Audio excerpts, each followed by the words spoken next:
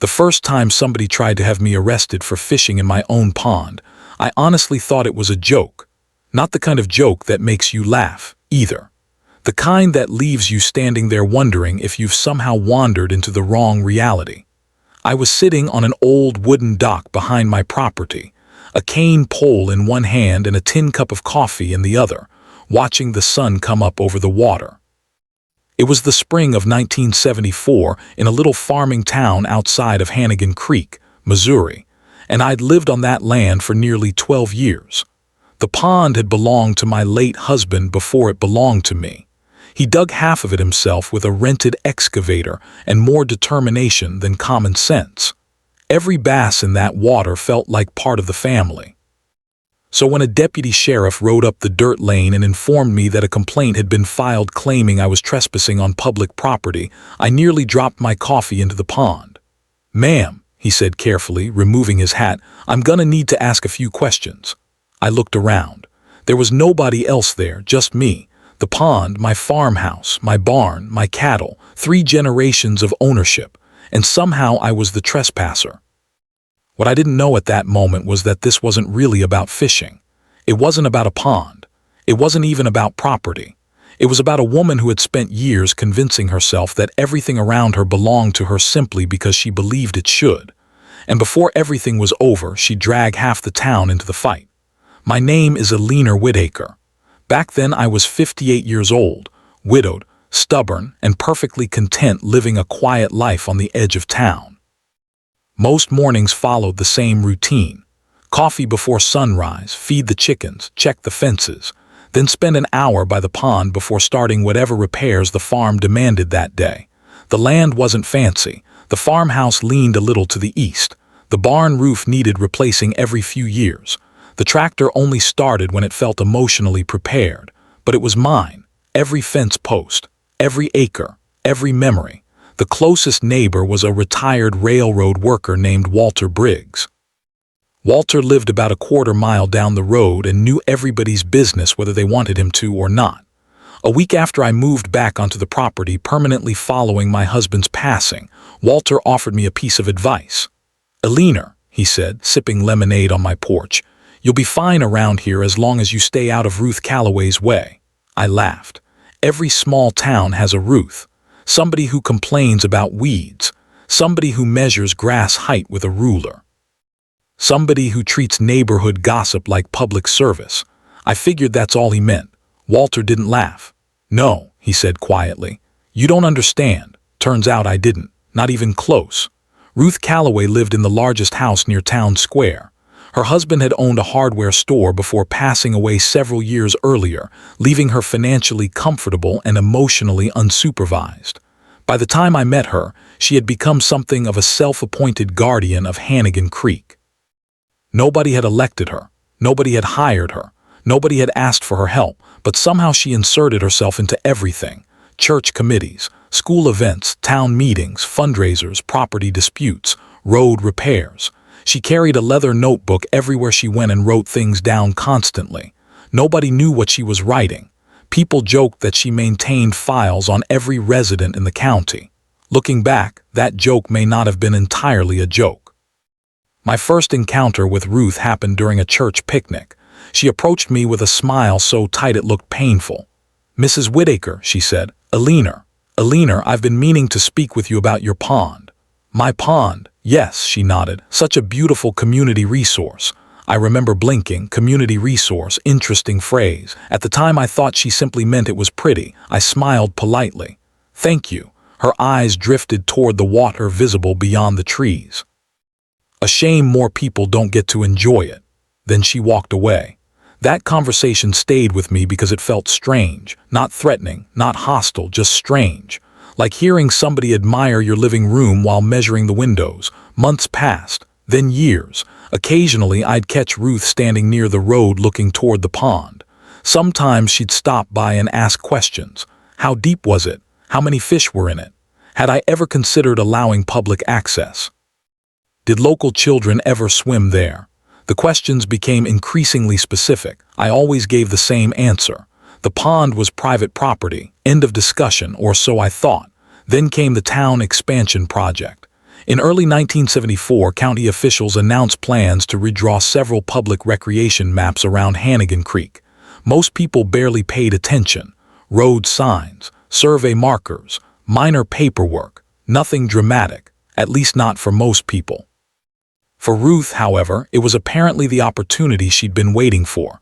Because while the county was updating maps, she began telling people that my pond had originally been intended as a future public recreation area. There was only one problem. That wasn't true, not even remotely, but truth has a difficult time competing with confidence, and Ruth possessed confidence in dangerous quantities. At first I ignored the rumors, then people started asking questions. Then strangers began appearing near the water, families, teenagers, fishermen. A few even claimed Ruth had personally told them the pond belonged to the town. I chased them off politely. Most apologized, some looked confused. One elderly man actually showed me a hand-drawn map Ruth had distributed at a town gathering. According to her map, my pond had somehow transformed into municipal property. That was the first moment I felt something shift inside me. Not anger, not yet. Concern. Because misunderstandings can be corrected, obsession is different, and Ruth Calloway was beginning to look obsessed. Still, I had no idea how far she was willing to go. That answer arrived 3 weeks later, in the form of a sheriff's deputy standing beside my dock while the morning fog drifted across the water. "Mrs. Whitaker," he said gently, "we received a complaint claiming you're preventing public access to town-owned recreational property." I stared at him. Then I laughed. Not because it was funny, because it was ridiculous. The deputy didn't laugh, he looked uncomfortable. The way people look when they've been sent to investigate something they already suspect is nonsense. "Who filed the complaint?" I asked. He hesitated, then sighed. "Ruth Calloway." Of course it was Ruth. Standing there on my dock, watching sunlight spread across a pond my husband had built with his own hands, I realized something important. This wasn't a misunderstanding anymore. This was the beginning of a fight, and Ruth had just fired the first shot. The funny thing about small towns is that rumors travel faster than facts. By the end of that week, half of Hannigan Creek seemed to have heard some version of Ruth Calloway's story. Depending on who was telling it, I was either selfishly hoarding public land, illegally fencing off community property, or exploiting legal loopholes to keep local children away from a town recreation area. None of it made any sense. Yet people repeated it anyway, not because they were malicious. Most weren't. They were simply hearing the same story from the same source over and over again. And Ruth had spent years building a reputation as someone who always seemed to know what was going on. The deputy left that morning after taking a brief look at my property records. He wasn't rude. Actually, he seemed embarrassed. Before climbing back into his patrol truck, he lowered his voice and said something I never forgot. "Mrs. Whitaker, if I were you, I'd start keeping records." "What kind of records?" "Everything." Then he drove away. At the time, I didn't fully understand why he said it. A month later, I understood perfectly. The very next morning, I found a notice nailed to my fence. Not an official county notice. Not a legal document, just a typed piece of paper. "Public access area, do not interfere with community use." It wasn't signed. It didn't need to be. I already knew who wrote it. I pulled the paper down and tossed it into my kitchen trash. By lunchtime, there were 2 more. By sunset, there were 4. Every time I removed one, another appeared. At first, it felt ridiculous. Then it became exhausting. Then it became personal. A week later, Walter Briggs drove over in his pickup. The look on his face told me something was wrong before he even got out. "You need to see this." He handed me a folded flyer. Across the top, in bold black letters, it read, "Save our community pond." I stared at it. Community pond. My pond. According to the flyer, concerned citizens were being encouraged to attend a town meeting regarding restricted public access to a historically shared recreational resource. Historically shared. The pond had been dug in 1958, on private farmland, by my husband. There wasn't anything historical about it except how long Ruth had apparently been imagining ownership. "What is this?" I asked. Walter sighed. "She's been handing these out all over town." That evening I attended the meeting. Looking back, I almost wish I hadn't. The old town hall was packed. Farmers, retirees, store owners, teachers, people I'd known for years, people I'd borrowed tools from, people I'd shared holiday dinners with, and at the front of the room stood Ruth, leather notebook in hand, acting like she was presenting evidence before Congress. She pointed toward a large map mounted on an easel. Many residents are unaware, she announced dramatically, that the Whitaker Pond was intended to become part of a future public recreation district. I nearly stood up right then, but I waited, because sometimes the fastest way to expose nonsense is to let it finish speaking. Ruth continued for nearly 20 minutes. She talked about community rights, public resources, shared heritage, future generations. She sounded convincing. That's what made her dangerous. Then she pulled out several photocopied documents. The room grew quiet. People leaned forward. Even I felt a knot tighten in my stomach. Because for the first time, Ruth appeared to have paperwork, real paperwork, or at least paperwork that looked real. She claimed the documents came from old county development proposals. According to her interpretation, my property had once been considered for future public acquisition. Not approved, not purchased, not transferred, considered. Yet somehow she presented possibility as certainty, hope as fact, drafts as law. When she finally finished, the room applauded. Not everyone, but enough. That hurt more than I expected. I stood up slowly. The applause faded. Every eye in the room shifted toward me. I remember feeling strangely calm, not angry, just tired. The kind of tired that settles deep inside your bones. I looked around the room. Then I said something simple. How many of you have actually seen the deed to my property? Nobody answered. How many of you have seen a survey? Nothing. How many of you know where Ruth got those documents? Silence. I nodded.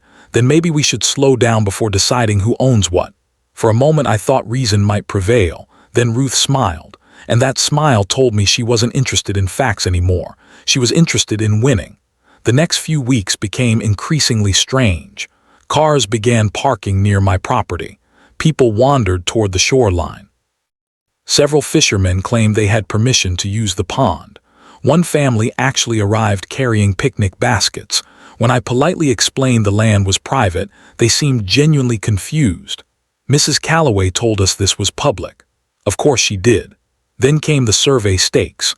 One morning I walked outside and discovered wooden markers driven into the ground along part of my property line. Bright orange ribbon fluttered from each one. I followed them all the way to the pond. Someone had literally marked sections of my farm as if preparing for a public project. I pulled every stake out by hand. By sunset, new ones appeared. That was when I stopped laughing about the situation entirely. Something had changed. Ruth wasn't spreading rumors anymore. She was building a narrative, a story, a version of reality she hoped would become true if enough people believed it. And the worst part, some people were starting to believe it. The breaking point arrived late one afternoon when I found two teenage boys fishing from my dock. My dock, the dock my husband built. The dock where we'd spent countless evenings watching sunsets together. The boys weren't causing trouble. They seemed like good kids. They simply believed they had permission. When I asked who told them they could be there, they answered immediately. Mrs. Calloway. I drove into town that evening. Not because I was angry, because I needed answers. The county records office sat inside an aging brick building beside the courthouse. The clerk on duty was a woman named Margaret Ellis.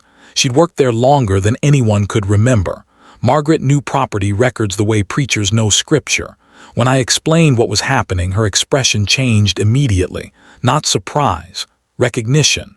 "Oh no," she muttered. "What?" Margaret disappeared into a back room. Several minutes later, she returned carrying 3 dusty boxes. She set them on the table, then opened the first one. Inside were county planning records dating back nearly 20 years. Maps, proposals, surveys, meeting notes, thousands of pages. For the next 4 hours we dug through everything, and little by little the truth emerged. Not only had my pond never been designated for public use, the county had actually rejected the idea decades earlier, rejected it completely. The proposal Ruth kept referencing had been abandoned before it ever reached a formal vote. No approval, No acquisition, no transfer, nothing. Just an unfinished idea buried inside old planning files. A dead proposal, legally meaningless. I sat back in my chair. Relief washed over me. Then Margaret said something that immediately erased it. Eleanor. What? She slid another document across the table, an old memorandum, signed, dated, official. My eyes moved across the page, then stopped.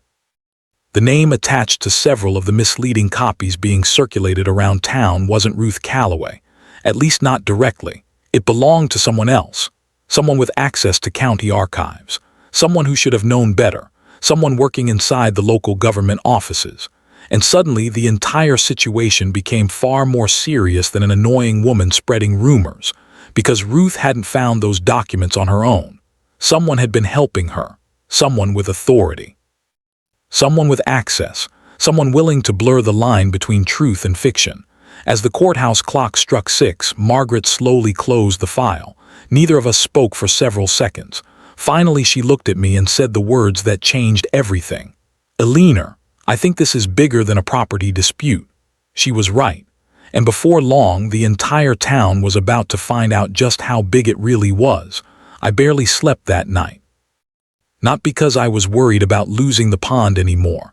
That part was over. The records were clear. The law was clear. The history was clear. What kept me awake was something else. For weeks I'd been asking myself one question.